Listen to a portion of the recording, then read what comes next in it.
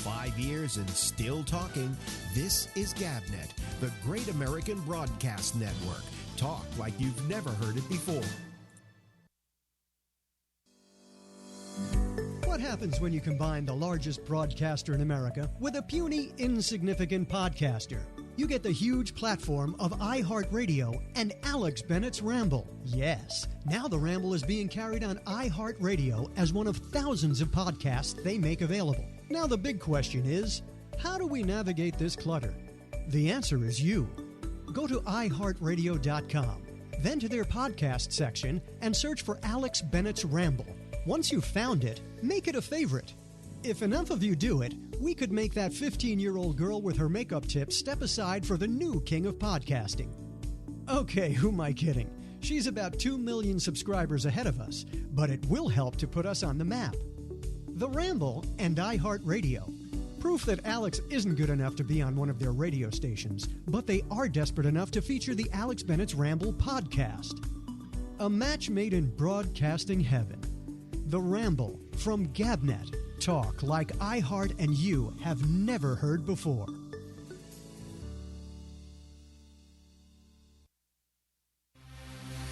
Spotify has 180 million monthly users and access to 35 million songs and podcasts. Now, all those offerings are going to have to move over and make room for GabNet programming.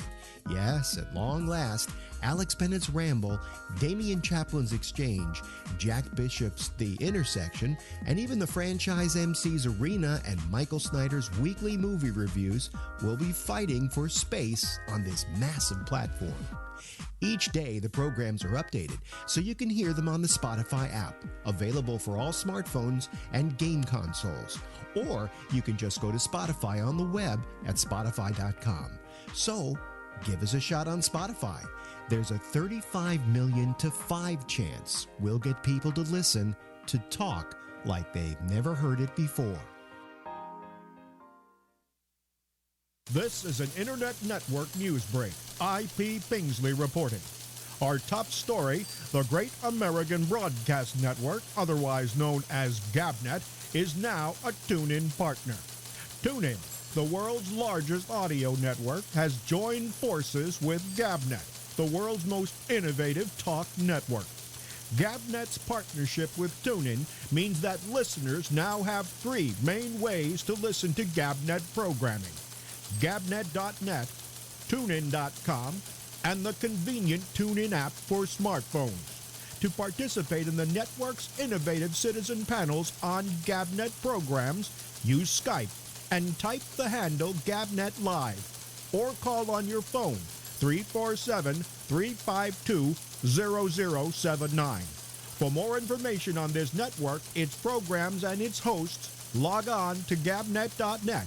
That's Gabnet.net. This has been an Internet Network news break. Reasons why you tune into GabNet. Reason number 29, the Citizen Panel. I'm saying that he could actually, a good lawyer might be able to make a case that he cannot get a fair trial anywhere in the United States because the President of the United States said, quote, he should be executed. And if you can't find a fair jury anywhere in this country because they've all been exposed to this. No, he'll never go to trial if he's treated as an enemy combatant. He's not being treated as an enemy combatant, Phil. He's basically a citizen. He has a green card. He has all the rights that a citizen of the United States has because he has a green card. Either you want to follow the Constitution of the United States or not. Go to Russia if you don't want to follow the rules. He said that he did this for ISIS. He had a note in his thing. He had phone calls on his cell phone, and he says that he did it for ISIS. Therefore, okay, so Phil, if you did that, you should be able to be treated as an enemy combatant. I think so. GabNet. Reasons to listen every day. Log on to Gabnet.net for more. GabNet. It's talk like you've never heard it before.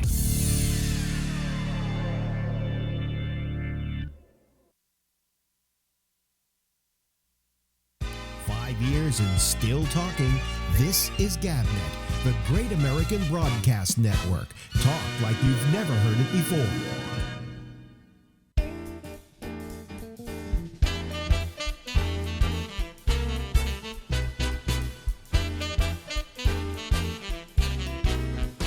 Hey, Hello,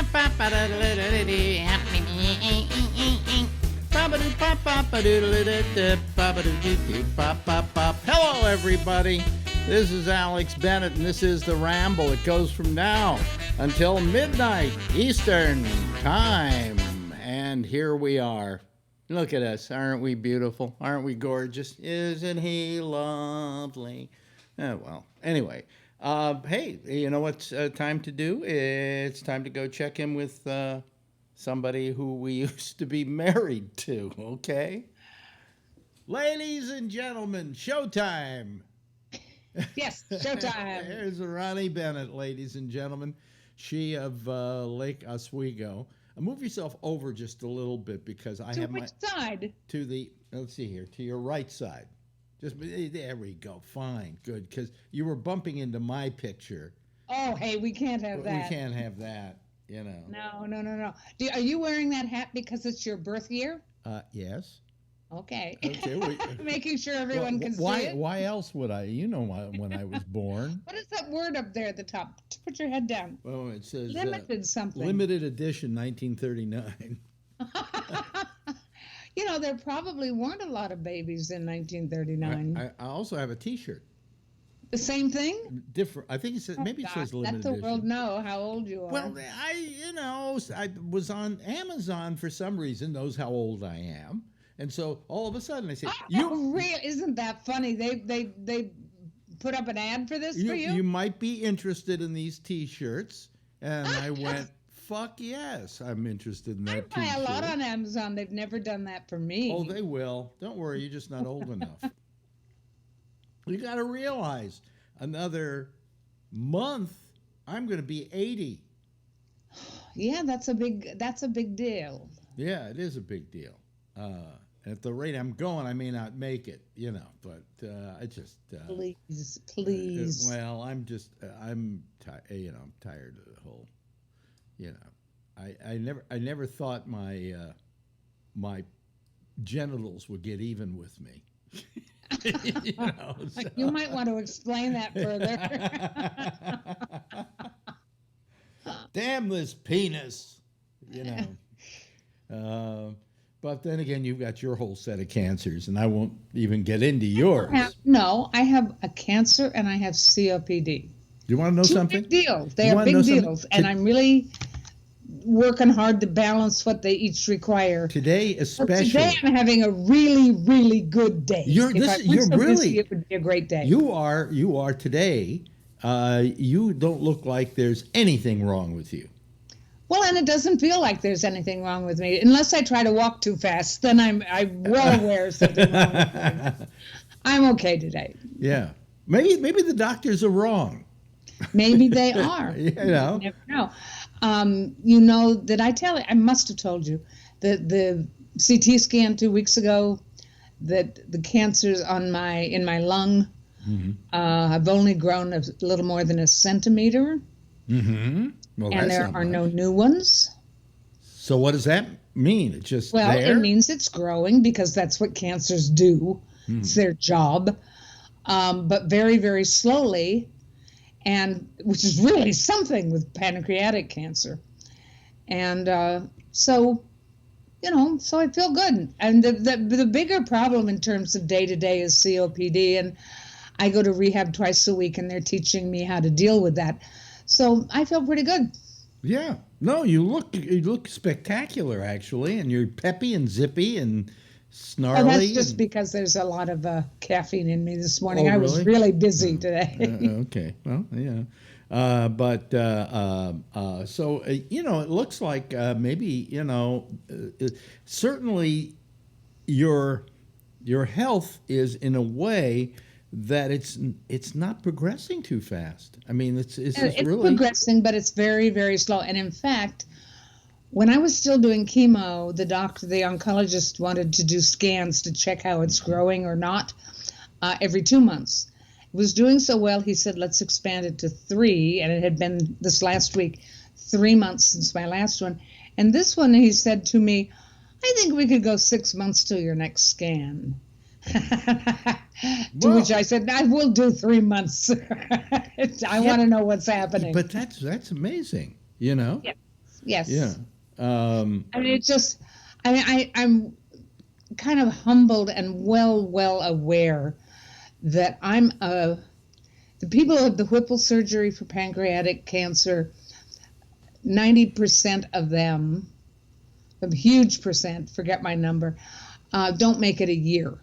I have gone a year and a half now since the surgery, and I'm really humbled by that. It just doesn't happen. And the reason Ruth Bader Ginsburg, the Supreme Court Justice, talks about her pancreatic cancer from 20 years ago is they caught it extremely early. And they weren't there for that. They were there doing something else and happened to stumble across it. In my case, they knew what it was up front. And I'm just, I've never been the kind of lucky person that wins contests or the lottery you won or this anything one. like that. If you're going to win anything, this is the thing to win, I think. Don't you? Well, the fact that you were even capable or had the ability to have that operation when only 10% of the people can Yes. put you in an interesting category. And then to survive the Whipple surgery, you say people only survive how long after the Whipple? I'm not sure, but I think it's about a year. And that's what I'm counting anyway. I've forgotten for sure, and I haven't done the homework, but call it close enough. So, I mean, if you're going to win anything, if you're never, ever going to win any contest in life. This is the one to win. Finally, at this age, win this, I'll take it. Yeah. No, that's terrific. I mean, what can we say? I mean, it's marvelous. It's interesting. It's interesting that, I used to think that all cancers were alike, but they're not. Yeah, well, until you get there, I think most of us do. Yeah, they're not. I mean, in the case of pancreas and in the case of prostate cancer, it's so different that if it even spreads to the rest of your body, they can slow it down using depleting you of your testosterone. And that keeps it from growing? From growing anywhere else in the body, because it's all prostate cancers that are going out there and spreading. Oh, and they don't attach themselves to other places. Well, they go other places, but once they're there... That's why I'm saying they don't attach themselves in other places. Supposedly, once they're there, you can use these female hormones. When they rob you of testosterone, they're really giving you female hormones. In fact, people who have these hormone shots start getting hot flashes and things like that. And they're probably all 80, right? Yeah. And most, about something like 98% of prostate cancers are localized to the prostate, in which case they're easily either taken care of by hormones or radiation. So, if caught early, it's extremely survivable. And what's amazing about pancreatic is that the problem with pancreatic cancer is they don't really find it till it's late. Right. And the fact that she found it early, and why can't they just spend all their money to find a test to catch it early? I want to tell you something that happened to me that's interesting about that. I knew something was terribly wrong with me, but 6 months before they found it. And I had a different doctor then, and he spent about 7 minutes with me and told me I probably had a flu. And that's when I fired him. And then I tracked down and I had this new doctor and all these people at OHSU. Mm-hmm. And they didn't know either. And one of the reasons is that it's compared to most other cancers, pancreatic cancer is so rare, a lot of doctors haven't ever seen it. Mm-hmm. And so, and nobody has the same symptoms. You have a wide variety of symptoms jumbled up and different in every person.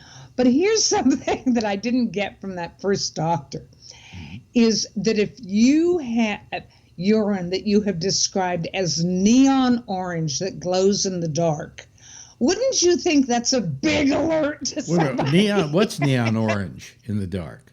What? What's neon orange?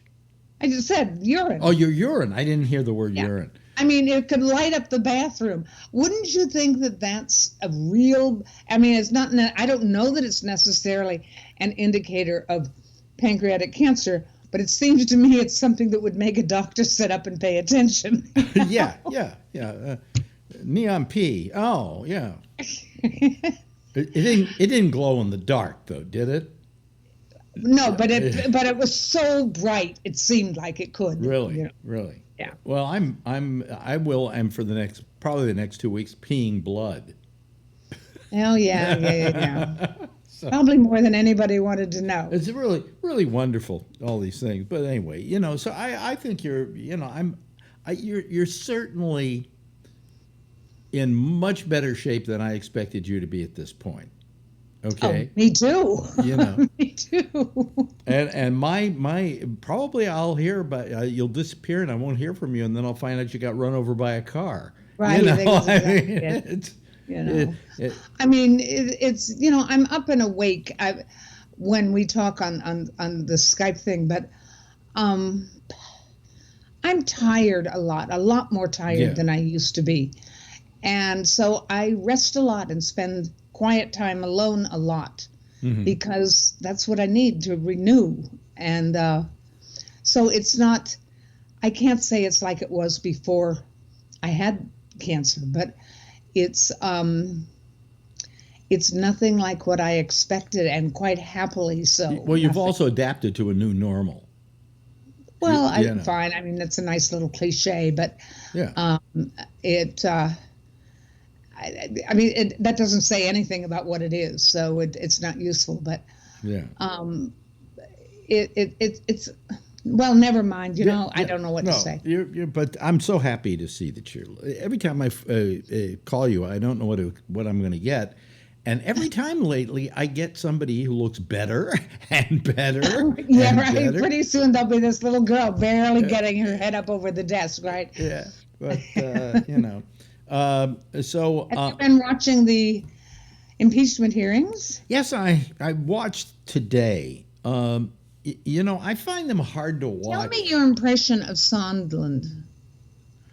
Well, I think number one, he's a guy who's gotten dragged into something that he never expected he would get dragged into. I mean, I don't think he's a public person. Okay, he's a guy who had a lot of money. And he's loving every minute of it. Look at him. He gave Trump give me more, honey. He gave Trump $1 million and got an ambassadorship. Whatever. But I don't think he expected this to happen. I'm sure he likes the attention. Oh, he loves it. I mean, just look at him. He's loving every second of it. Well, what do you think of the guy? I think that he's lying. He continues to lie. Who? You can look at him and you can tell when he speaks he's lying. What's he lying about, though? What? I would have to go back and make notes, and like him, I don't keep notes on what I'm watching on TV. I mean, wouldn't you like to believe everything he says? It's the manner in which he says things, the certain things he repeats in the same speech, the odd laughs in odd places, and nobody laughs with him. I just think that, I think that the overall scope of what he's saying of, I talked to so-and-so, whichever so-and-so he's speaking of, I think that those are all true things. I think that what they said and how they said it, I don't believe him for a minute unless it makes him look good. Then he's not lying. Yeah, but a lot of what he said was kind of damning of Trump. I mean, of just the people of Trump and the people around. Don't you think that was the point? Yeah, well, I mean, we as people who don't like Trump would like him to believe what he says. But I'm not saying. Well, it's complicated. I think that he riffed a lot on stuff that he doesn't have anything to back him up. Okay. Yeah. What do you think? And I think that if you had all the facts, if I were one of the people on the staff who was required to have what facts we've got and was watching today, you could be specific about that. But generally, he did a lot of riffing on without telling us anything. Yeah.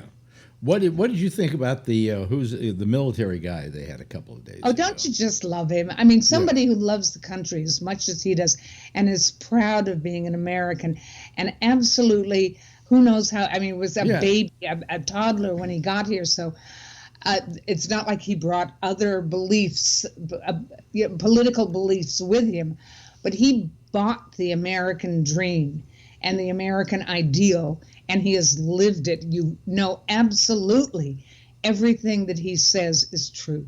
I mean, you just and we live in such a cynical world, and he is not a cynic about America, right? And I just love that about him. Yeah, yeah, and I think it's his belief in America that made him so upset by the things he heard. Yes, you know, I just love it though. You got these Republicans who consider themselves great patriots, and yet somebody like this comes in and they try and treat him like shit. Yeah. You know. And you know what? Did you see? I mean, did you see his face when the Republicans were saying not quite such nice things about him? You just knew he is so sure of himself and his own truthfulness and his own beliefs. Yeah. That it just goes off of him like water off a duck. Yeah, I'll tell you. You can't get to him because he's so real. I was listening today. I had a dental appointment, so I had a bus home, which takes a while. So I listened to the thing, and it just was annoying me, and it was annoying today or yesterday. Are you saying today? Okay. Today, it was annoying me because of the partisanship. You know, I mean, I understand we live in a partisan society. But if you're having a hearing, the job is not to sit there and try to take sides, but to try to discover. Mm-hmm. Right? You're absolutely right. And the Republicans are not in any desire to discover. They just get up and pontificate about how the person's wrong because the president didn't do anything wrong and blah, blah, blah. But that's not what it's about. Ask some questions. See what the answers are, okay? And the same is true of Democrats. I mean, it's not to say they aren't partisan too, but I think the whole idea of these hearings is discovery. And neither side really seems to be on a mission to discover. They just are on a mission to solidify their own beliefs. You know what else, a little side issue this has brought up for me? Yeah. Is the last time we had impeachment hearings in 1973 on Nixon, and I was on my first TV job. I was a production assistant at the Dick Cavett show. No, that was the time before with Nixon. Then we had Clinton. But I'm not talking about Clinton. I know, but you said the last time, and this wasn't the last time. Nixon wasn't the last time. Forget it. I can't remember where I was. No, you were talking about Nixon. I can't remember. No, you were talking about Nixon, and you were working for Barbara Walters. No, that isn't what I said. Okay. I'm sorry. I apologize. It's like when we were married. Anyway. I was working as a lowly production assistant at the Dick Cavett show. Okay. And the executive producer, when the hearings were coming up, the executive producer had brought in a whole bunch of television sets and scattered them all around the office. So I think his hope was that at least we'd get some work done while we were all watching the hearings. Yeah. So he let us have free reign with all the TV sets. Yeah. And so we really, really got to watch them closely. Plus, I was surrounded by 30, 35, 40 people who, like me, were news and political junkies. Yeah. So that everybody knew what they were watching. They knew the background. They'd been following politics for years and years and years. So the discussions around the office were just fabulously interesting. Yeah. And I kind of miss not having that this time. You know? Well, did you find, in your memory of that particular event, do you remember the same kind of partisanship, or did you seem to find that they were trying to discover? Well, you have to remember that we were living in a very, very, very different times, that Republicans, Democrats didn't matter. We're all much more respectable people than they are today. Mm-hmm. And respectable in their demeanor, in their language, so that nobody would ever say something about his ass, you know, or he loves your ass or something that Sondland said. Yeah. That would just never have been said, that everybody was more respectful, I mean, is the way to put it, I think. Yeah. Is what I remember. It's a lot of years. I can't necessarily trust my memory that long ago for nuances that you're asking about. Right. But I remember what you said earlier in this conversation, that people actually answered real questions then. They were very pointed questions sometimes, but they were questions as opposed to the senators or the Congress people pontificating. Which is what they do. You Yeah. know. And it was, the idea is these hearings are meant to be exploratory, and you're looking for answers, and you're questioning what went on, and you want to find some answers. You're searching out the truth. None of these people are searching out the truth. They're just simply bolstering their point of view, and that's it. And and I don't understand all these Republicans just being in lockstep with Donald Trump. I think that is a bad road to go down. Listen, do you think that those people, just the ones in Congress, not the base, do you think that they are true believers? Or because that's the only reason I can come up with for their blind behavior to somebody who doesn't seem to deserve it at all. And I can't imagine, you remember when it came out that J. Edgar Hoover pretty much had dossiers about bad stuff on clearly anybody, everybody in government? Right. I don't think that Trump has that. No. I don't think that his group is organized enough to ever have done that. So the only reason is just blind loyalty. Listen, here the blind loyalty is only as long as Trump has an over 50% rating when it comes to impeachment, where people, it's under 50% rather, that believe that he should be impeached. Once That's not true. Well, it's wavers back and forth, and this is among Republicans too. I thought you were talking. But what I'm saying is that there's a point at which every politician will bail out on Trump because he doesn't have the backing. But right now they're afraid he does, and they're afraid of him of being bullied by him. So they want his support. They're beginning to find out his support ain't worth shit, because every time he goes down to like Louisiana and says vote for so and so, people vote for the other guy. But isn't it?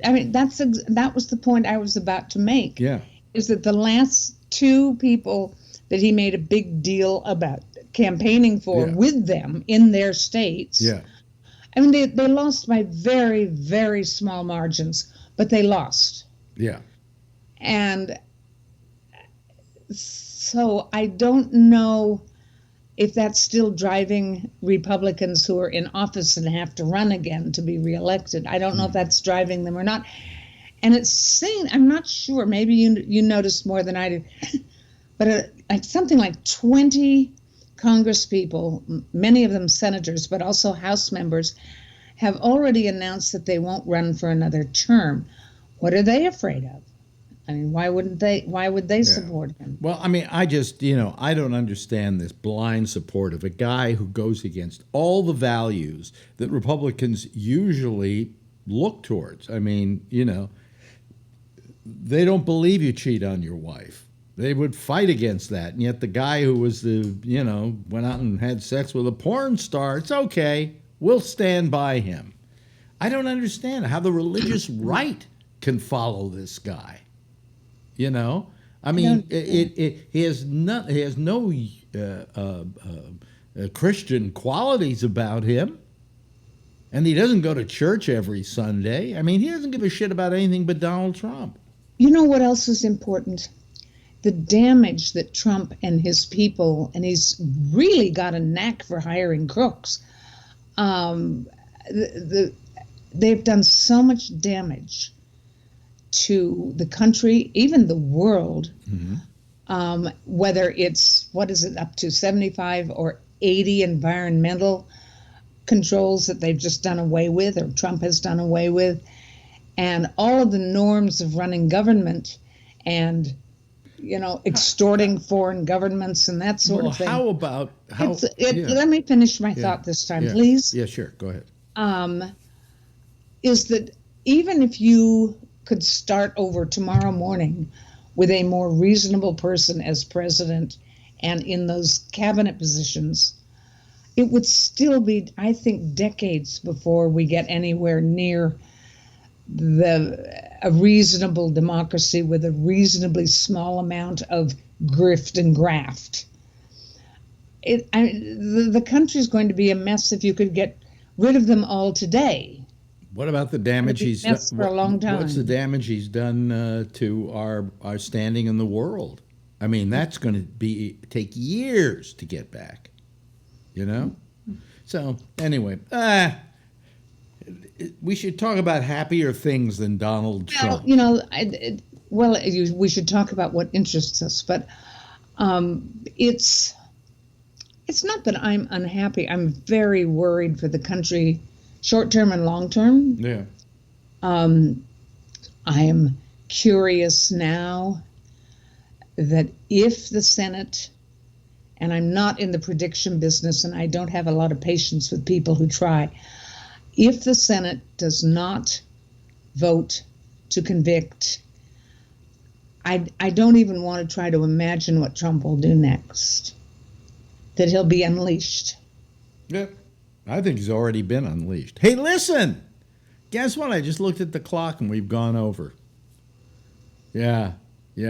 Sorry to end on such a dire topic as Donald Trump, but, let me ask you one last question. This is a fuck going Trump over or something else. Well, no, one last question.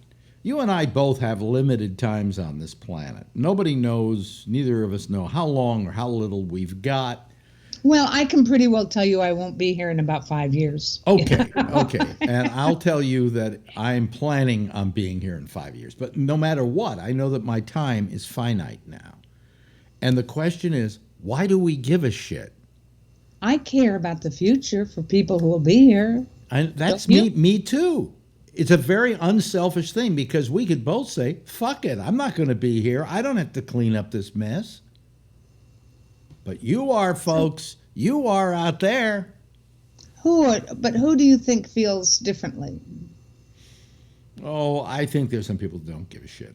I honestly believe that because if everybody gave a shit, we'd be rioting in the streets, okay, over all this crap.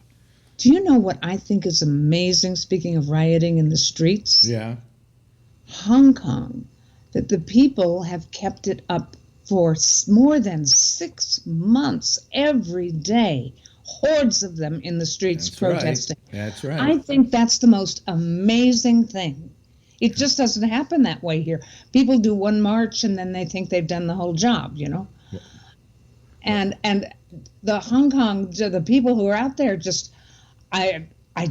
they're amazing. Well, my wife's company, is a Chinese company, and a lot of the people who work for it. How has that affected their workers here? It hasn't affected the workers here at all. You mean Hong Kong Chinese, not mainland? No, these are mainland. It's a mainland company. Mainland company, but it has people and offices in Hong Kong because they're investment people and they're banking people. It's the largest bank practically in China. It's called CITIC, and they're sending back reports saying it's getting pretty bad, and they have to go to work every day, So it's. But I'm taking it from the other side, of the point of the view of the protesters, of day after day after day they are out there, and this is something they so deeply believe in. And we're not talking a little march of several hundred people. We're talking tens of thousands all the time. What's interesting is that the Chinese government doesn't really know how to handle it. They are at a loss for how to handle it because they are. That's the point of great big groups of people protesting. They've been able to deal with it in the past because it's been a different kind of dynamic. But and this is also the financial center. This is the what we call it? It's the treasury of China. I mean, this is where they make their money. Their biggest money is in Hong Kong. So it's really I don't think they really know how to handle this, and I think eventually they'll handle it badly, and people are going to get killed. That's what I Haven't a couple died? At least a couple died already. Yeah, already, but I'm saying it could get a lot worse because if the Chinese government just says, "Fuck it, we're every time you predict something, it's always drastic." Yeah, well, you're there complaining about what a terrible downer subject for us to end on, and your predictions are always the worst thing that could happen. We better get going before everybody is so depressed by us that they can't stand it anymore. We get to see you in 2 weeks from now?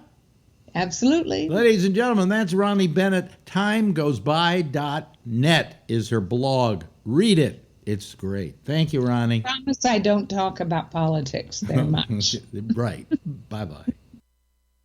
Still talking. This is GabNet, the Great American Broadcast Network. Talk like you've never heard it before. And that's Ronnie Bennett, and that's and I'm sticking to it. She's terrific. I love Ronnie. You know, and she was looking great today, just looking terrific. Anyway, listen, it's time for me to turn on the phone lines here.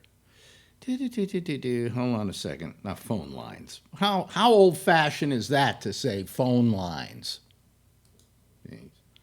Here, let me turn on open up the Skype here. I can't open it up early because then some people call and it causes problems and yeah, that was because someone just called before on the last show and that was. Oh, come on. Let me turn it on. There we go. Now we're on, and I think we're ready to go. If you want to call, our lines are open. Okay?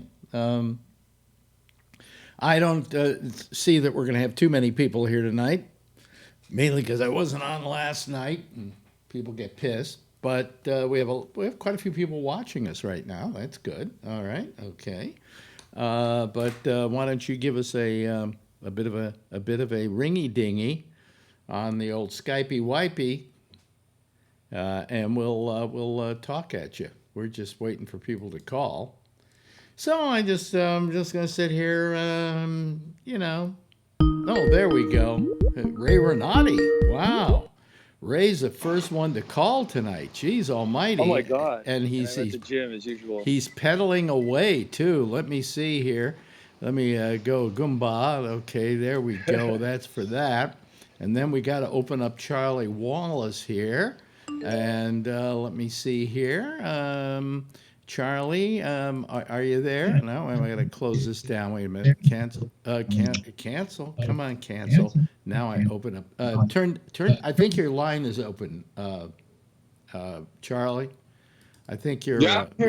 Okay. I was getting a little bit of feedback from you, so, but we're not now. So, oh, hey, a different angle than you normally do this at. You know. Are you there, Charlie? I've been in a play in Livermore. That's why I never call. Yeah, Charlie, can you hear me? Yeah. Oh, okay. I want to make sure Charlie could hear me. All right. Let me see here. Let me do a little. Going over to there so you can all see these guys. And there we go. Yeah. So you've been doing a play in Livermore? Yeah. Yeah. Livermore. Yeah. Yeah. The traffic getting over there, it takes like 2.5 hours for me to get there. Oh, really? Yeah, it's only a 45-minute drive without traffic. Are you getting paid for this? Yeah, it's a union job. I'm getting paid. Oh, okay. So that's good. That's okay. Yeah. That's good. They have one professional theater in the town of Livermore. Let me see here. Jeff Stein has just called. Let me get Jeff on the on the thing here. Let me see here, Jeff. Jeff, I think we're getting some audio from you. It's called. Let me get Jeff on the. Yeah, Jeff, we're getting you've got your line open. You've got your audio open there. Turn your speaker down. Audio. You see, you can. Yeah, Jeff. See? Yeah, how's that? No, but Jeff. No, I'm gonna shut up. Turn your speaker down. I've been doing it. The speaker isn't down. Yep. No, it's not down. Wednesday morning, I appeared at McGraw-Hill to tell tales of my illness Now, what is that? telephone conversations with Howard Hughes, and a street corner meeting with George Gordon Holmes. I was now about to meet Howard again in Florida. Specific location Let unknown. me just. Okay, are you there, Jeff? No, now he's. Now his mic isn't on. Turn your mic on. Oh, he's muted. Oh boy, there he goes. We just lost him. He went away. Yeah. I think he's going to try again. Yeah. Who knows? I think that was like, it sounded like Gene Shepard is who it sounded like. Some recording of Gene Shepard. Yeah. Yeah. So anyway, so you're doing a play in Livermore, so you're getting paid for it. Yeah. Oh, okay. Yes. Okay. Well, Every week. Because I wouldn't drive out to Livermore for free. Yeah. No, that's the only reason I'm doing it. Yeah. So. It's a job. It's a real job. It's just, if I don't leave by 2 p.m., sometimes I just leave really early and then just hang out and do work at the library or Starbucks or something until the show. Yeah. So Phil won't be here tonight because he's got some kind of thing going. I don't know what, I think it's his photo club deal where he beats up on old men. It's Wednesdays. Yeah, Wednesday. He does that at least once a month. Yeah. Okay. Now here comes Jeff again. Let's see what happens. Hello, Jeff. Are you there? How's that now? Yeah. I don't know what it was, but you couldn't turn it off. You had us on somewhere. It was like something you were. That was not good. Okay, but we got it. You're fine now. So that's all that matters. There we go. Hey, Charlie, what's your shirt all about? It's a Stephen Hawking statement, quote from Stephen Hawking. It's a quote. It says, intelligence is the ability to adapt to change. And all the letters are used, numbers and stuff are used for the letters. Oh, really? I see. Nice. Cool. Okay. All right. Well, I'm glad you translated it for us. Now, if you could do it like Stephen Hawking's was saying it, But intelligence is the ability. Yeah. So you're not. What is it? You're rehearsing. You've been going to rehearsals. Is that it? Or you actually been doing the play? Oh no! Well, there was tons of rehearsals, and now we're in the play. So that's why I'm here right now, because we don't have a show tonight. And how long are you going to be doing the show for? Just one more weekend. One more weekend. Oh, okay. Yeah, 2 shows. 1 show Friday, 2 on Saturday, and 1 on Sunday. And what is the play? It's called Circle Mirror Transformation. Really? Oh, okay. By Annie Baker. She wrote The Flick that I think it won the Pulitzer Prize. Really? It was on Broadway for a long time. Oh, yeah. Good. Well, it's a really good play. I'm glad you're doing something. Yeah. So that's good. So let's see here. What else is new? So how you been doing, Charlie? Got any baseball going on? Oh yeah, I had a full night last night. Mm-hmm. Fun. Kathleen won't be here tonight, and I'm going to tell you why. And I don't think she'll mind me saying it. Her mother passed. Sorry about that. Yeah. She's been living with this for quite a few weeks. I've talked to her on occasion about it, and her mother finally went, and we send out our best to her. I told her that I wasn't going to wish her thoughts and prayers, or our thoughts are with you, because you get that so much. If you ever had somebody die close to you, everybody comes up and they don't know how to be, how to handle it, so they just go thoughts and prayers, or my thoughts go out to you. I just told her, hey, that's the way it goes. I'm hearing about more people dying lately that it's really getting depressing. Yeah, it's really getting depressing. And I'd like to say that at my age, I guess it's good news, because I'm not the one that everybody's saying, hey, sorry for your thoughts and prayers. But it could be, so whatever. That's it, Hey, every day we find that somebody died. Yeah. That we do. Well, my mother once said, I mentioned this before, my mother once said to me, she says, when you're a kid, your biggest social activity are birthday parties. Yeah. And when you're old, it's going to funerals. You know. Yeah. And I'll tell you, a lot of people, you know, die young enough that I just hear these people going all the time. You know, and they're people close to me too. I mean, I knew Kathleen's mother, and she was approximately the same age I am. Yeah. You know, and she said she had been sick for many years.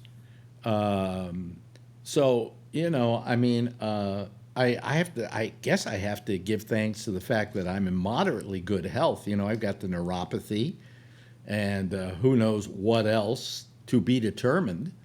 But it's all manageable, you know. So that's it. That's it. So I had my biopsy, prostate biopsy.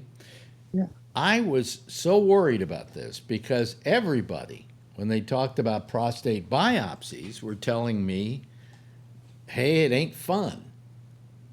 You know, and it's you know, and it's not comfortable. And I went in, and except for the fact he had to stick this probe up my ass, you know, which if you're not gay, it's not fun. It was just absolutely painless. It was simple. I was talking to the guy while he was doing it. He said, well, people say sometimes it feels like a little electric shock. So the first time he did it, I went, oh. And then after that, I just went, he just kept doing it and doing it and doing it. And I'm just sitting there going, I was worried about this, you know. And so I had my biopsy, and we'll find out whether I've got the cancer by the end of the week. You know, and he says, look, you know, he says, how old do you want to be? I said, I'd like to live to be 88. He said, this ain't going to kill you. You know, no matter how the stuff comes back, it's all manageable, you know. And I think he feels that I don't have anything that, you know, that advanced. What, Ray? I just wanted to say my dad's just a little older than you, and he has neuropathy like you, and he has the prostate cancer, but it's a non-issue. It's like it's a total non-issue. Well, what do you mean it's a non-issue? It's just so slow growing and everything, and he takes the estrogen, and it's just not what's going to kill him. Oh yeah, right. Yeah. Well, unless this thing is just rampant. But the thing is, I haven't. Yeah, but it's so I don't have any of those. In fact, my PSA went down instead of up. So, you know, he told me about a guy. My doctor told me that he knew a guy who the PSA, folks, is a test they give you that is it's kind of, you don't know whether it's voodoo science or not, but that's the only thing they really have. So if they see it going up, they go crazy. He said he has a guy who's a patient who for the last 10 years has had a PSA of 90. Now, 90 is off the charts. I mean, I had a 6.7 and we went for a biopsy, okay? So 90. And he said, it's never spread. It's never gone anywhere. He says, so there's no accounting for any of this, you know? And but what I was amazed by was all the dreaded stories I heard about prostate biopsies. And the fact that this thing was what? It was a no-brainer. You know, the worst part about it is, I went to a dentist today because I had this tooth and it had a filling in it, and the filling started coming loose, and it was cracked and broken or whatever. So I had to go to the dentist today to have him refill that tooth. That was more painful than the whole thing I had the day before getting a prostate biopsy. You know? I mean, he had to put in, do 2 shots of Novocaine on me and things like that.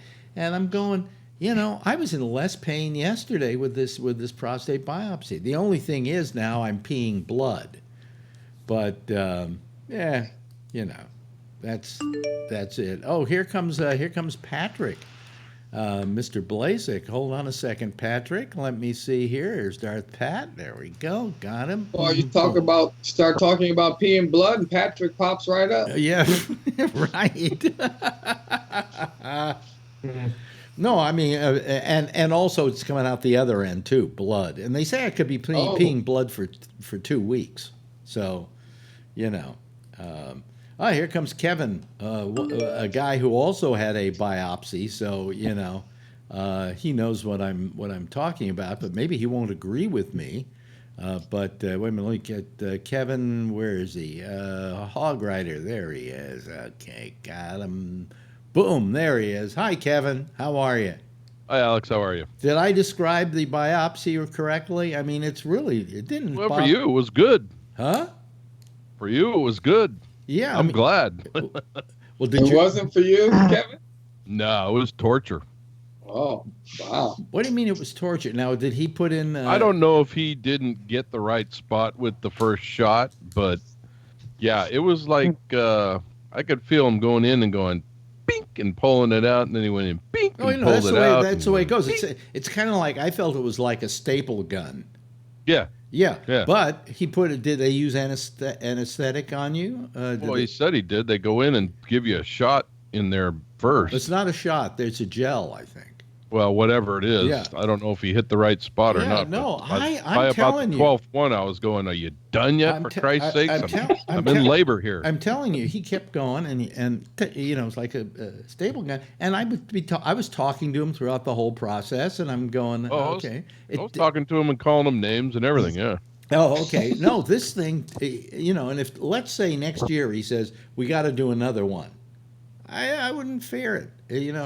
Maybe my doctor is just better at it than your doctor was. Maybe, because I don't remember the first one. Maybe the first one wasn't as bad and the second one was worse.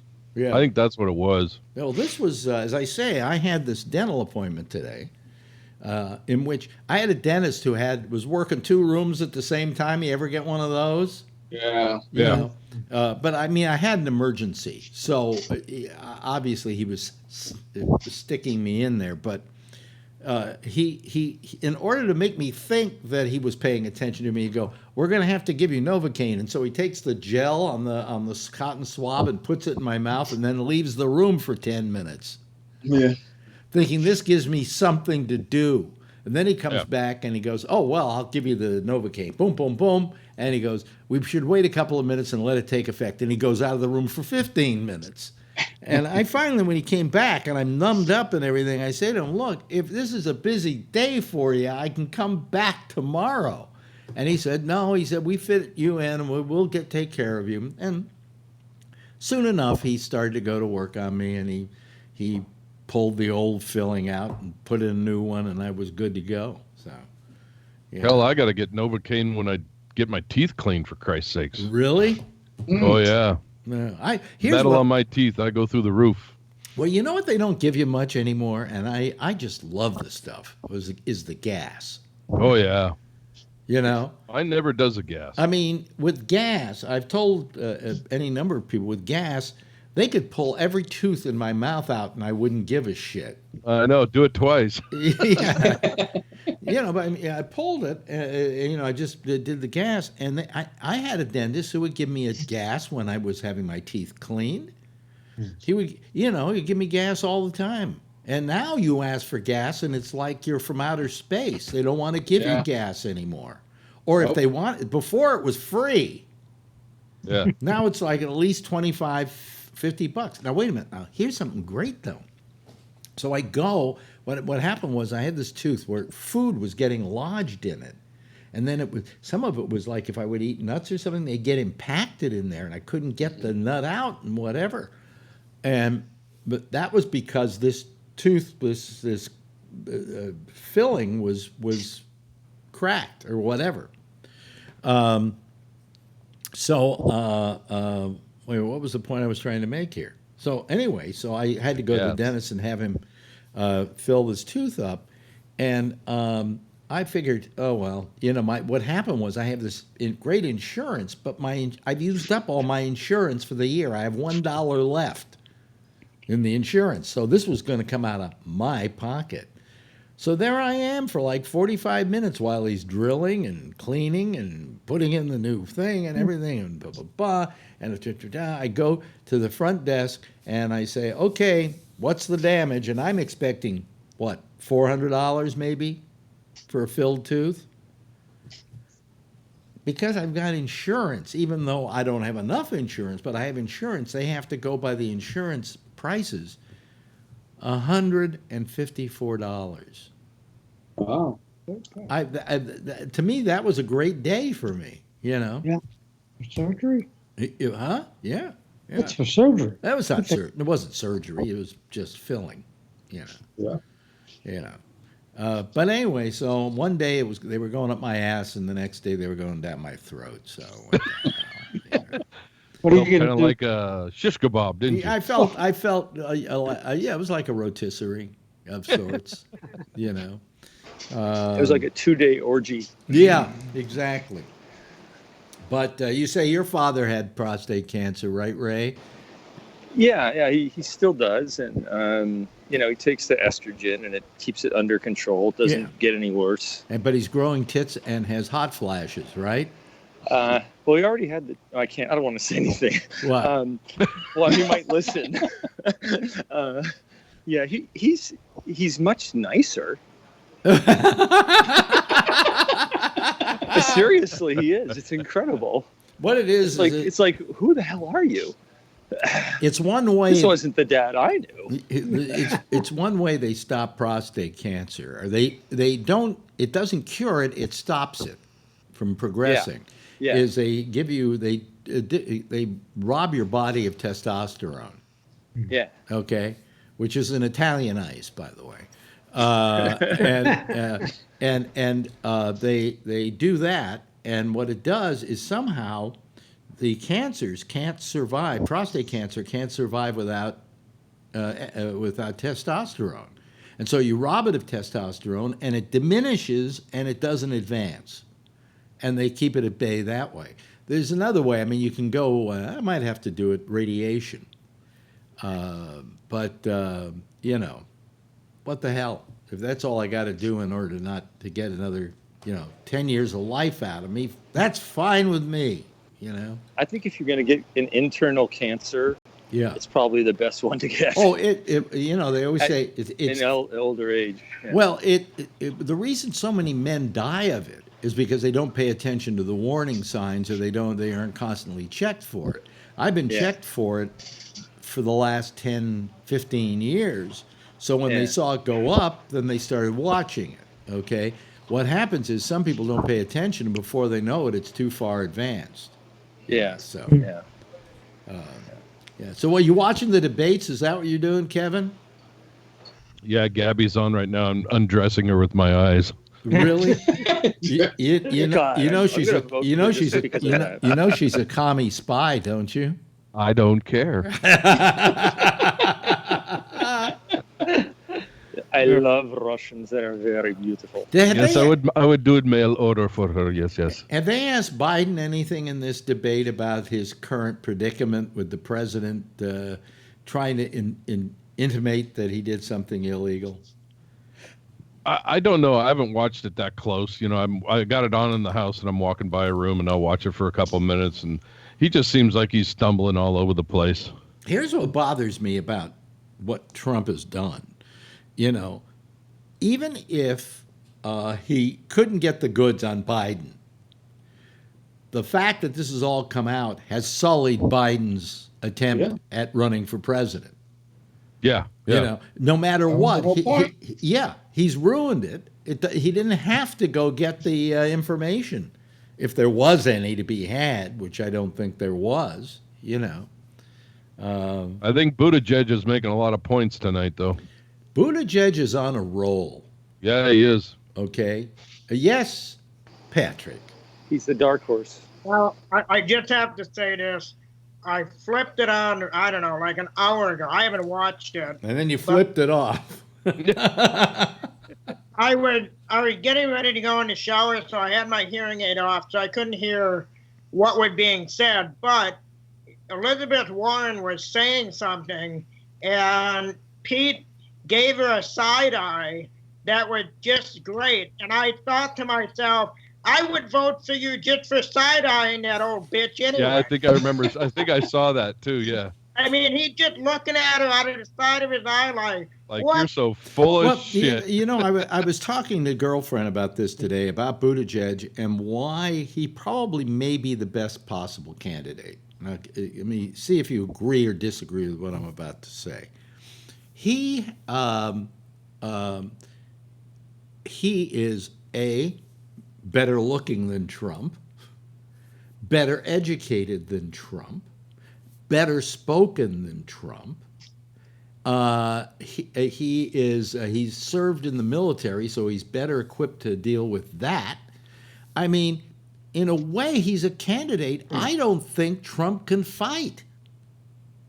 And he didn't write the damn bill. Yeah, right, exactly. No, he didn't.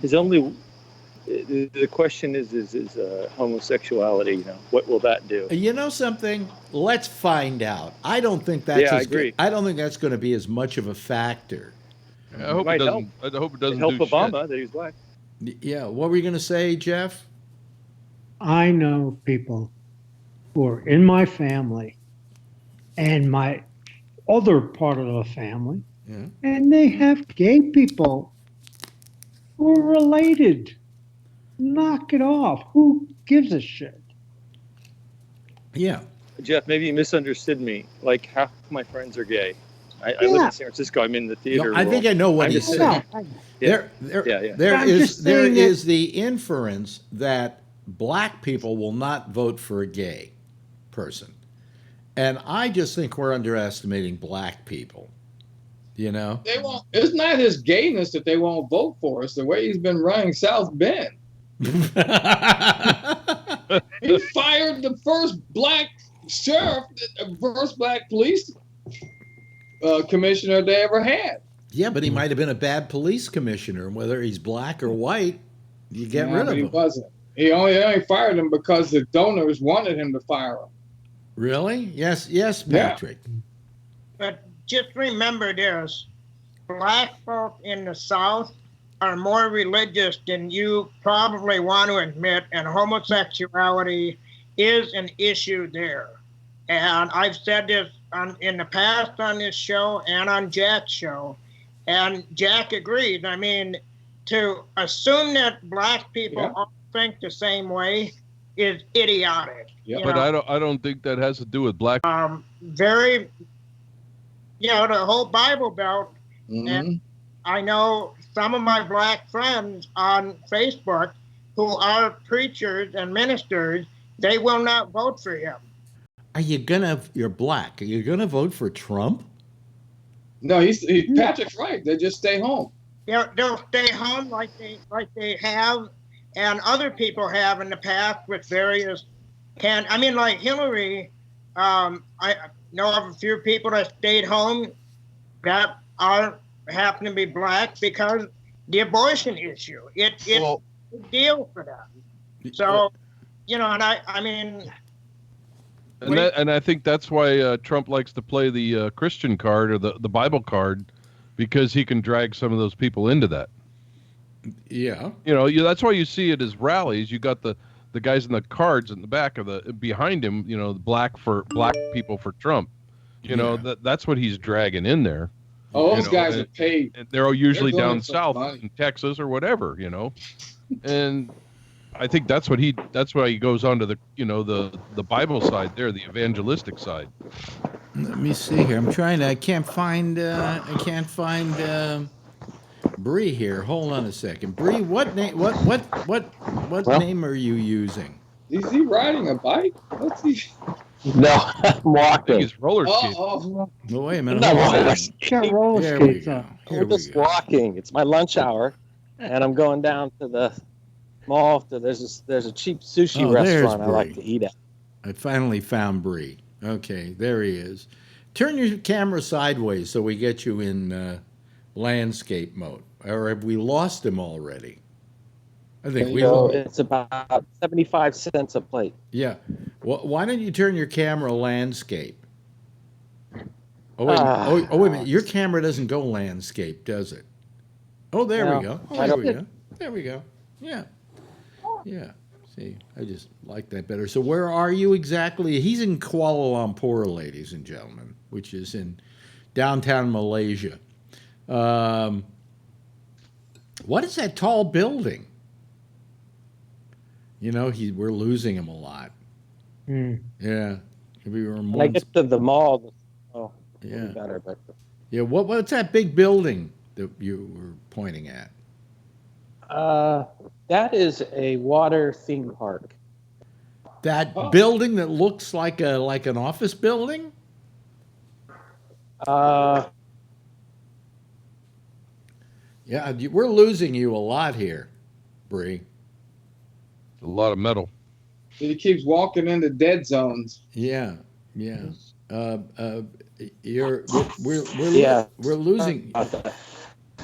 losing you a lot. I think I'm gonna have to get rid of him. I think because he's you know, it's not working. Aloha. It's trying to switch between. It's trying to switch. I can see a reflection in your glasses. Yeah, yeah. You're really like it's terrible. It was switching love between you, Wi-Fi and 4G. So I'm just switching the Wi-Fi off, and I'm just going totally 4G. Oh, okay. All right. Fine. Good. Okay. You want to see a white tiger? A what? A white tiger? A white tiger? Tiger, huh? Yeah. Where would I see a white tiger? Where are you in? I'm going to be walking above his cage in a minute. Oh, really? Okay. Yes. Go landscape, will you? And we'll get a better shot of him.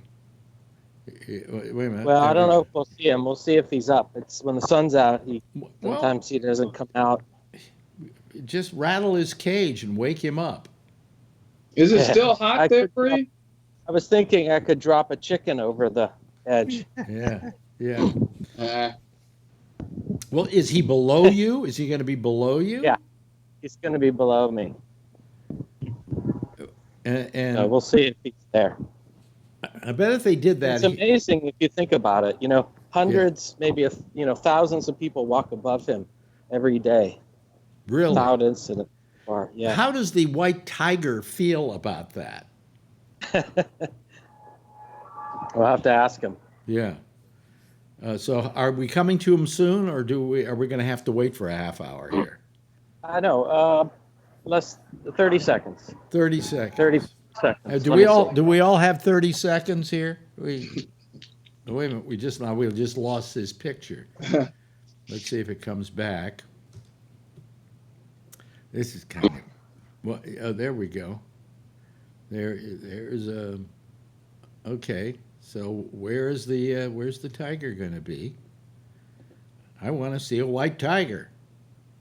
Huh? Oh, You're a walking live above tiger. a live tiger. Yeah, you are walking above a live tiger. Caution. Oh yeah, no shit. Okay, hold on. I got to make sure my hat Yeah. and my eyeglasses are secured. So it's down in he's down in there. He's not really in a cage. Right.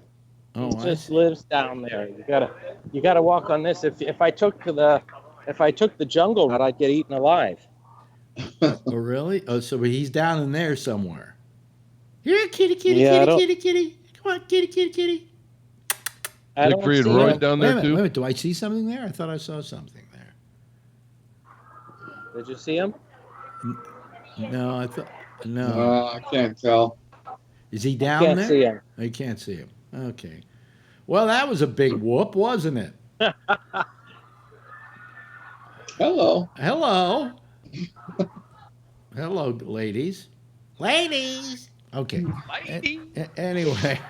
Yeah, I don't see him. He must be resting because it's. Here, we can see some people screaming, not because they're being eaten by the tiger. Although they're right near the tiger. Oh, there he is. Where? Oh, Where? I don't see him. I don't See him? Where? Down. I see him. Where? Yeah, he's right Right there. by those rocks or something. Those people are Yeah. they're dangling him over the. I think those that's why he's people. over there. He hears the people screaming, and he's waiting for one to fall off. Yeah, there you go. It's like a lure. Wait a minute, but I don't see him. I don't see. Seizing it with dinner. Let me see here. Right there. no. You see? Right there. Right where? Yeah, he You just see? Right moved. there. Okay. There. I don't see him. Okay. I don't see him. That's as good as it's going to get. Sorry. I can't. Alex, tell. there's a little bush with a black stripe and a white thing behind it. Uh-huh. Yeah. Oh, I see. Okay. Okay.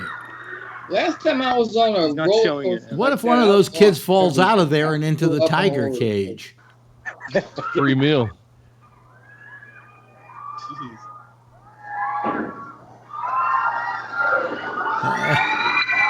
The last time I was on one of those, I puked so bad. Oh, it was horrible. Where he's going to get his sushi. Okay. Wait a minute. Do you There he guys is. see the tiger? Anybody see? I don't see him. I don't see him either. I see him now. Huh? I see him. He's on the right behind that little thing of Don't grass. you see me pointing? Yeah, see that little thing of grass with the white and the black next to it? Wait I a just minute. see a shadow. I don't see it. Hold on. There's a second. white and a black thing. down Okay, there. wait a minute. Right. Nobody talk. Let me just talk to Zoom us, in. Bree. Right. Talk to us, Bree. I can't zoom. I'm on Oh. Skype. I don't even know if that's possible. Yeah, you could zoom. I got to get a better camera, I guess. Yeah, but Anyway, he's there. You just I don't see see him. him. I'll go I back see him. and watch him in reruns. I'll go watch him. I see him. Okay. That means you got to get closer, Bree.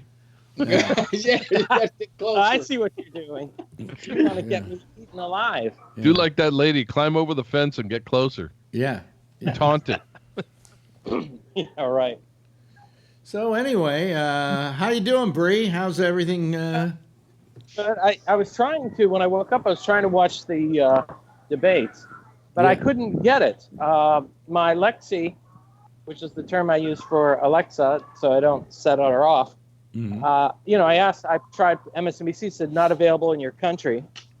And then I tried to do all the news talk stations in Atlanta, figuring maybe one of them was covering it. Nope.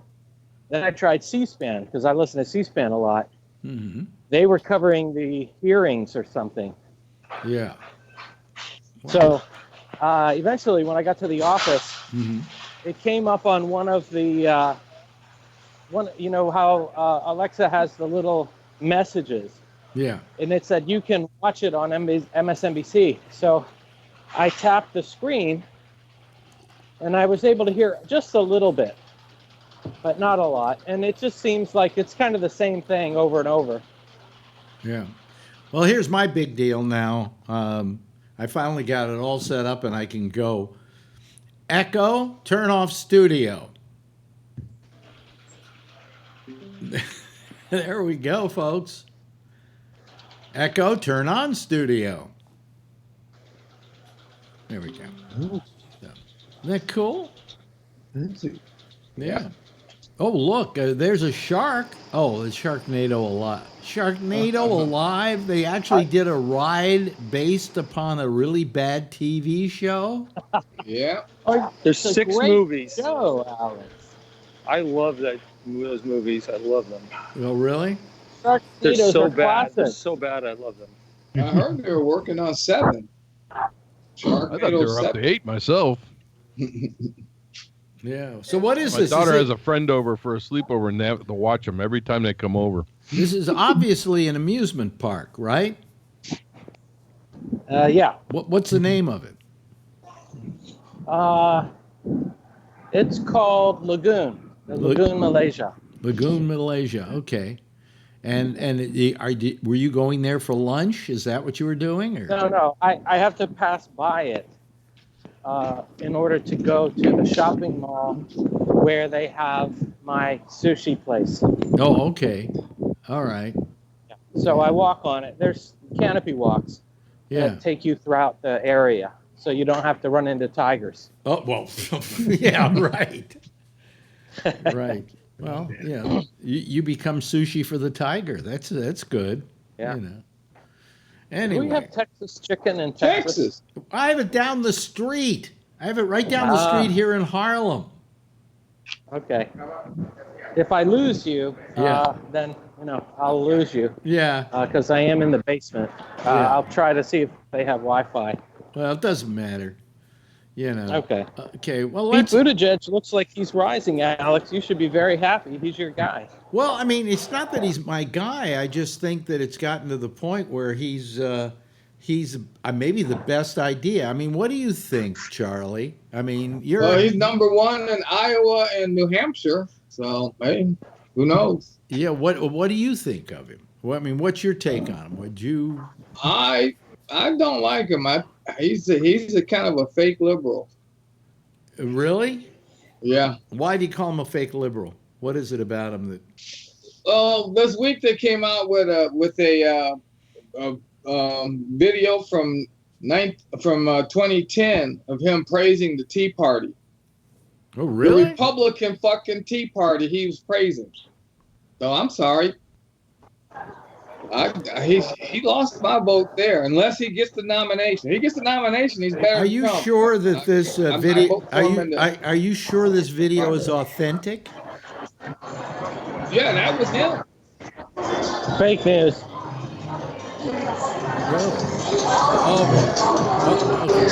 Hey, Bree, can you hear me?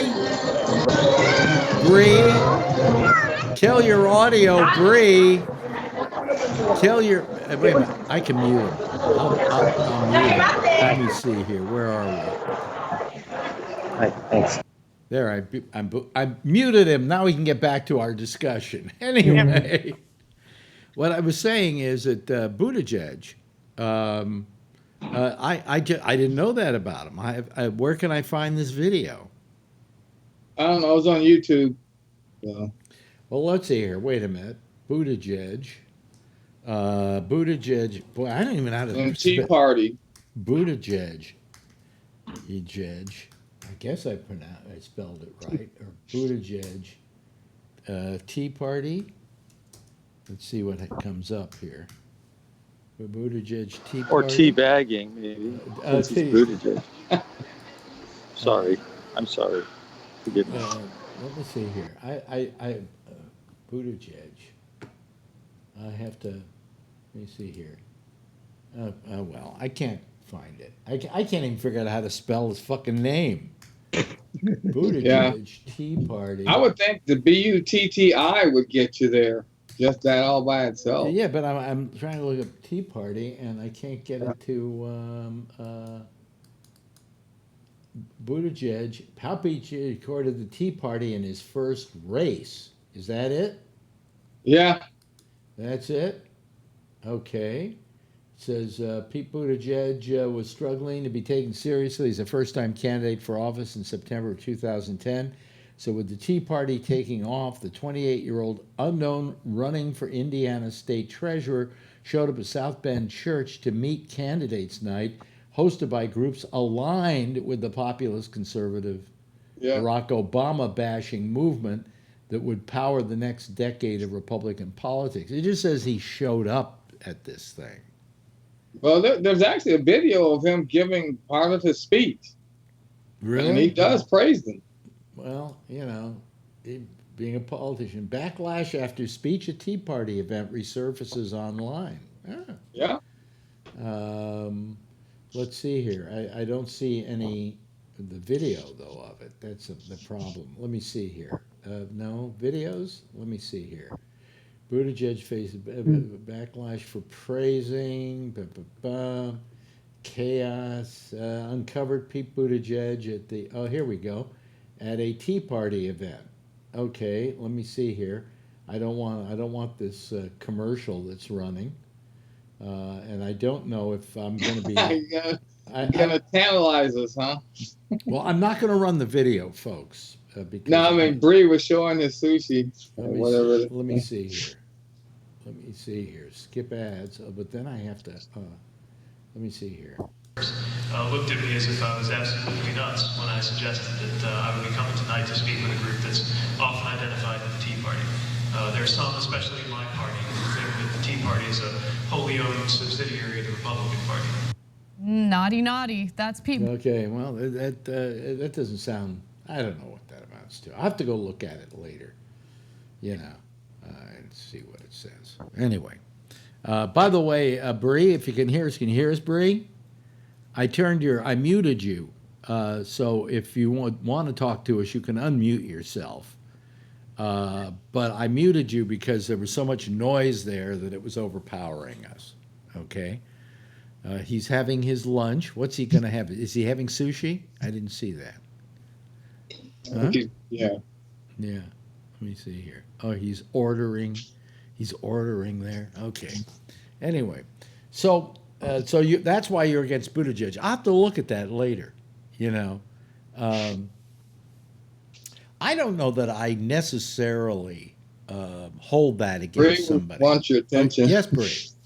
Yes, Bree. Wait a minute.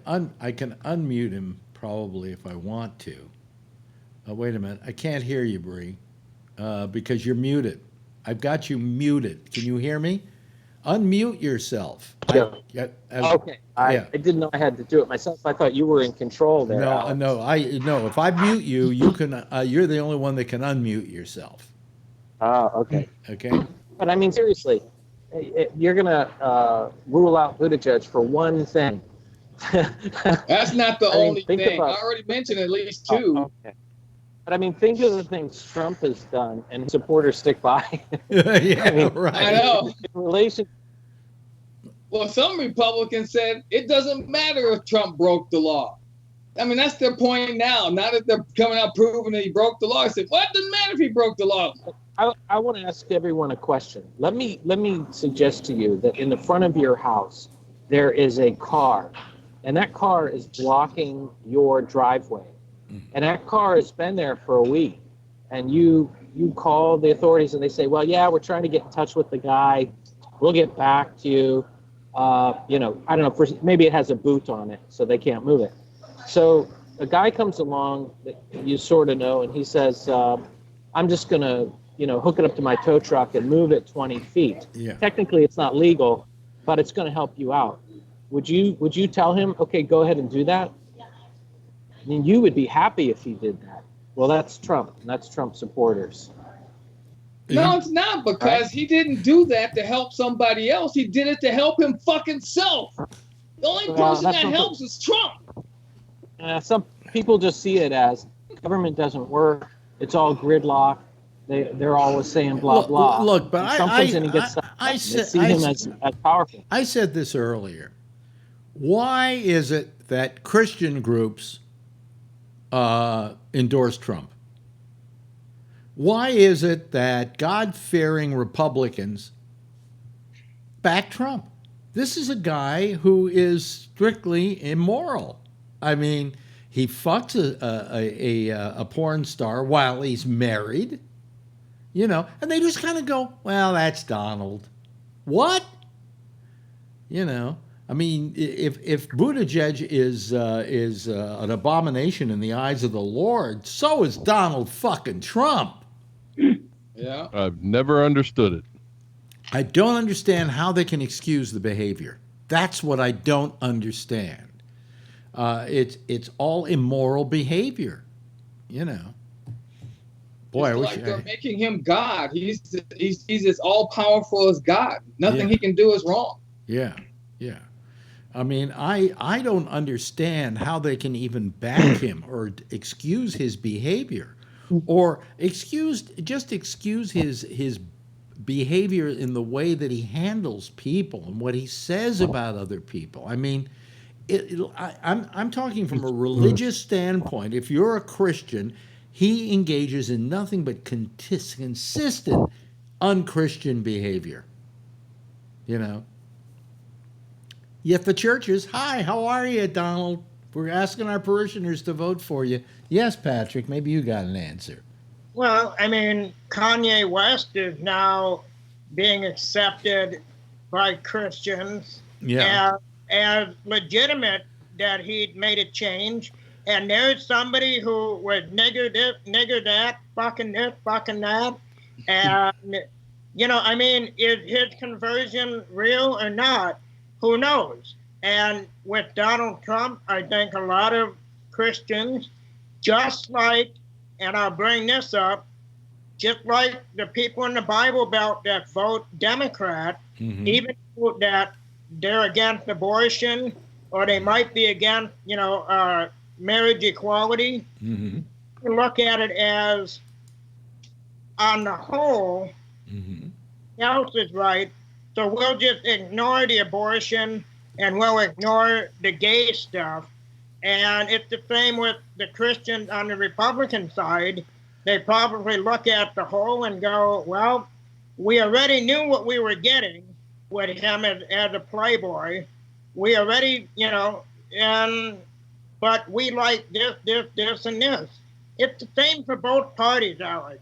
Everybody dismisses what they can stomach and say, and leave it alone. And then the rest of us may be sitting there going, what the fuck? I thought you were X, Y, Z. I mean, I agree with you. I sit there in awe of both sides. So, well, I mean, I just don't understand the I don't understand the Republicans who back this guy unwaveringly, in spite of the fact that he engenders all the negative aspects of what they supposedly believe.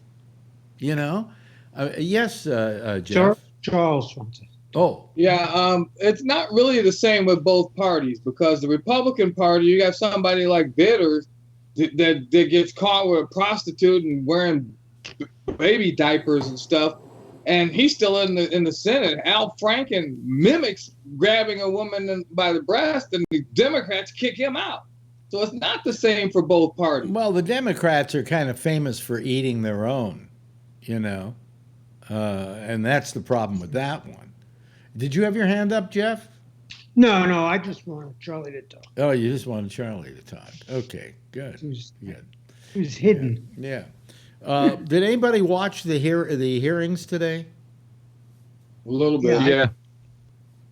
How'd you feel about it? I got annoyed by it. Sondland muddied the water so freaking bad it was ridiculous. Yeah. What were you? What did you have your finger up for, Bree? A little bit he watched. A little bit. Okay. Well, yeah. He's doing mime tonight, by the way, in case you're listening to the audio version of this program. I don't know. I liked Sondland when I first heard him in the morning, and then he kind of was changing his tune in the afternoon. Yeah. He became Trump got to him. Well, he became less and less believable is what happened, Exactly. My ex-wife Ronnie was saying to me, and this was, I think, off when I wasn't recording her, that she said she didn't like him. She felt he was very duplicitous and an asshole, and that. And I went, well, I don't know. He was saying a lot of things we wanted to hear, but then I started hearing the hearings on the way home. And I'll tell you what I'm sick about with these hearings. If it's the Democrats asking the questions, it's all in a certain direction. But then when you get to the Republicans, they're even worse, because what they're doing is they're not saying, hey, we're here to ask questions and to investigate. All right? They're just saying, I'm here to give a speech on why this is bogus. I'm here to make Nunes will get up and just do the company Every time line. he comes on, he starts giving a speech about the fiasco. Yeah. And I mean, that isn't why they're there. They're there to ask questions of these people who feel they have something to contribute in this discussion. And it's pretty terrible. And I found it just annoying after a while. Yeah. Now yesterday with the who was the guy was it yesterday or the day before that the soldier was on Lieutenant Colonel Vidman. Yeah. Yeah, and Volker. Yeah, I liked him. I thought he was terrific. You know, and I thought he was pretty consistent, but he just overheard. I mean, Yeah, and Sondland was supposed to be the big key thing. That's what I was kind of waiting for. And he started off good, but like you said, in the afternoon, he muddied the waters when the Republicans came after him. He just sat there and said, da, da, da, da, oh, no, I didn't hear it. No, I didn't. 1 second he's saying, it was there's a quid pro quo, and then the afternoon is no, he didn't really say that. Can we no, stop he didn't saying? Really say that. Can we quit saying quid pro quo? I hate that. You know why? Yeah. You know why? Because it's so hard to say anyway. Nobody. Yeah, it is. Quid pro quo. Just say this for that. And it's fake intellectual too. Yeah. Just say this for that. Right. Exactly. Yeah. But he got intimidated by him, I think, in a lot of ways. Pittman was on the call. He was on the call. He was not secondhand. He was on the call with Zelensky and Trump. Yeah. Yeah, and then he says he wasn't sure if he was on the call. Yeah, well, I was kind of, well, maybe. Well, it was loud, but I don't know if it was that loud. And, there's a bunch of bullshit. Listen, Sondland's a motherfucker who gave Trump $1 million when he ran for office. Exactly. And he was saving his ass. He wanted to get on the plane and go home. And I'm sorry, even though maybe he says something I want to hear, I don't like him. I don't either. I don't like him. You could tell he was just there for bullshit. By the way, Patrick has a smirk on his face right now. Patrick, why the smirk? What are you thinking, Pat? Because I thought this whole thing had been bullshit from the beginning as a circus, the way it's been run. Because I've watched just snippets, and like what happened today. You guys are saying it. This isn't Phil or me saying it. You guys are admitting yourself that you got people up there talking out of both sides of their mouth and not getting their shit straight. Mm-hmm. And if Phil were to say that, you guys would be jumping down his throat saying he's full of shit. But I like the fact that Phil's not here. And you guys, you admit it yourself. And the guy that was on last week that said, I heard it from somebody who heard it from somebody. I heard it through the grapevine. That was funnier than fuck to me. That, it reminded me of the song, I heard it from a friend or heard it from a friend or heard it from something like that. And I'm like, if nobody actually fucking directly heard it, why are they testifying? Because that would be like me listening to my mother talk to somebody on the phone in another room and then saying, well, I heard my aunt on the other end of the phone, she said, blah, blah, blah, I think. It was pretty loud. Well, if I wasn't on the phone, I can't even prove that I heard what I thought I heard. Yeah. This has been a circus, and I've been amused by whenever I've turned it on, and I'm amused more by what you're angry at, Alex, is when the Democrats are on, they're aiming one way, and I love it when the Republicans come on because they're just trying to discredit the whole thing, and I'm sitting there going, they're right, though, because a lot of this, they don't have what I've seen as legitimate witnesses who can say without any doubt, I heard X, Y, and Z. It's all, I think, I might have, I sort of. And then the guy, like you said today, this morning he was sure of himself, and then this afternoon he's contradicting what he said this morning. So, well, here's the thing, though. I will say that I like the Democrats marginally better in this than I do the Republicans because the Democrats at least are asking questions. The Republicans aren't asking questions. They're just giving 5-minute diatribes on why this is a sham and all of that. They're trying to, and they keep smearing the people that are testifying. Well, yeah, and they're trying to slow down the proceedings. Basically, is what they're doing, and throw a monkey wrench into the hearings. I think their job should be just like the Democrats, to ask questions. They may be pointed questions on their side, but nevertheless, ask some questions. Try and get some discovery here. Let us find out things for us. Yes, Bree, you have your hand up. Bree? Okay, frozen. He's frozen?